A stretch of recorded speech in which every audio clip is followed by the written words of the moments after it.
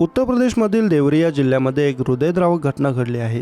सकाळी चहा बनवताना अचानक सिलेंडरचा स्फोट होऊन लागलेल्या आगीत 4 जणांचा होरपळून मृत्यू झाला। यात अवघ्या 11 महिन्यांच्या बाळासह 2 लहान मुलांचा आणि त्यांच्या आईचा समावेश आहे। देवरिया जिल्ह्यामधील डुमरी गावामधील ही घटना आहे। सिलेंडरचा स्फोट झाल्यामुळे आग लागल्याचा प्राथमिक अंदाज व्यक्त करण्यात येत आहे। मिळालेल्या माहितीनुसार सदर घटना डुमरी गावात दिनांक 30 रोजी शनिवारी सकाळी 6:30च्या सुमारास घडली।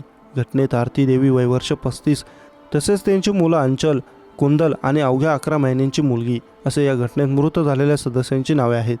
आरती सकाळी शनिवारी 6च्या सुमारास स्वयंपाकघरात चहा बनवण्यासाठी आल्या असता अचानक सिलेंडरचा स्फोट झाला। स्फोट झाल्याने घराला आग लागली आणि आग दुसऱ्या खोलीत पसरली। आग इतकी मोठी होती की आरती यांची स्वयंपाकघरातील बाजूच्या खोलीत झोपलेल्या 3 मुलांचा आगीत मृत्यू झाला। या घटनेत महिलेचा पती श्रीशंकर गुप्ता घराबाहेर असल्याने त्यांचा जीव वाचला। हा जोरदार स्फोट झाल्यामुळे खोलीच्या छताला तडे गेले असून घराच्या भिंतींनाही तडे गेले आहेत।